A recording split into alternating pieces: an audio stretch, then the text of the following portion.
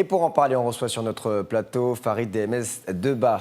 Bonjour Farid, Bonjour. Merci d'être avec nous sur RT France. Vous êtes fondateur du mouvement citoyen pour l'Algérie. Une journée marquée hier par le devoir de mémoire. Est-ce qu'elle a encore une signification particulière pour de nombreux Algériens, cette journée des barricades ?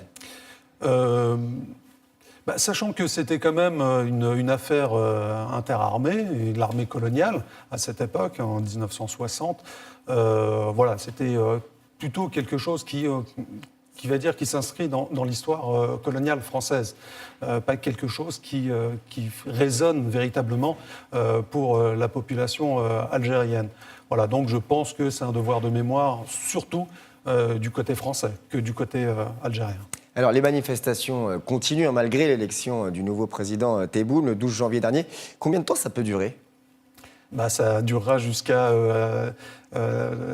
l'instauration d'un état de droit en Algérie. C'est l'objectif. Une révolution, ça se mène pas comme ça du jour au lendemain. C'est vraiment du très long terme. Une révolution, parce que c'est une révolution, ce n'est pas juste un hirak, qui veut dire mouvement en arabe. Les Algériens sont motivés, ils savent que la finalité de tout ça, c'est l'instauration d'un état de droit, qu'une Algérie totalement libre et démocratique. Donc tant que ces revendications-là ne sont pas atteintes, les manifestations continueront. Alors vous parliez du Irak, on fêtera les 1 an de ce fameux mouvement de contestation le 22 février prochain. Ouais. Qu'attendent concrètement les manifestants et qu'est-ce qui va s'organiser de plus pour ces 1 an, selon vous ?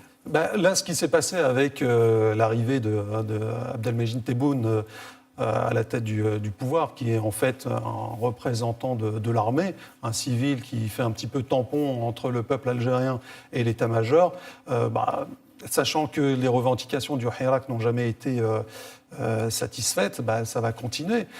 Tebboune est un ancien du système, un ancien ministre, il était wali, c'est le gouvernement qui l'a nommé également, et ce sont des anciens de Bouteflika, donc le système Bouteflika est toujours là. C'est un petit peu la feuille de route du 5e mandat qui est déroulée, et ça, le Hirak ne l'entend pas, et ne veut surtout pas on va dire, relâcher la pression. C'est nécessaire. Et puis là, ce qui est fâcheux, c'est qu'on arrive au 1 an du Hirak, mais il y a quand même une certaine répression qui commence à peser sur les manifestants.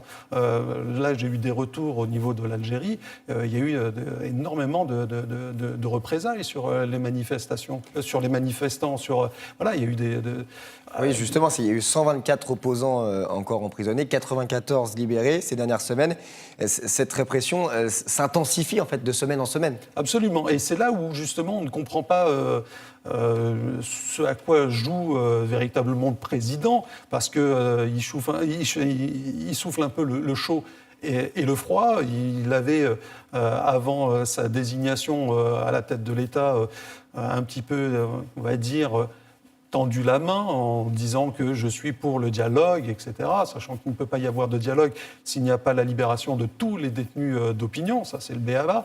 Et d'un autre côté, il intensifie la répression et il enferme de plus en plus les opposants. Donc c'est là-dessus où justement on se dit que le gouvernement joue le pourrissement. Il n'a pas envie, on va dire, d'écouter le peuple. Absolument, c'est ça. Il n'a pas envie d'écouter le peuple, il n'a pas envie d'aller en direction du peuple. Donc c'est là-dessus que le Hirak doit ne pas lâcher, doit toujours mettre la pression sur ce gouvernement. Voilà. Et ce qui est un petit peu dommage, j'aimerais bien revenir sur l'arrivée de Le Drian en Algérie, qui pour nous a été totalement incompréhensible. Comment le gouvernement français se permet-il de donner quitus à un gouvernement qui est un président totalement rejeté par le peuple? C'est pas possible. Pays des droits de l'homme, Il est censé écouter la volonté de la population, pas venir comme ça et se réjouir et saper totalement le travail de 1 an de manifestants qui, justement, en plus de ça, c'est des demandes légitimes. C'est un état de droit, c'est de la liberté contre le musellement de la presse, pour justement les libertés, ce que prône la France au niveau de l'international. Donc on a les valeurs de la République d'un côté, et on a du clientélisme de l'autre. Ce que fait Le Drian, c'est du clientélisme. Il est parti en Algérie, tout simplement. Voilà, dès qu'il est parti, tout de suite après, il y a eu une annonce de Tebboune sur les gaz de schiste. Ce que vous voulez dire, c'est qu'en fait, la venue de Jean-Yves Le Drian n'était pas la bienvenue en Algérie? Absolument pas. Mais comment voulez-vous que ce soit la bienvenue à partir du moment où le peuple ne reconnaît pas ce gouvernement? Le Drian, en allant en Algérie, comme qui dirait, reconnaît de par sa venue ce gouvernement.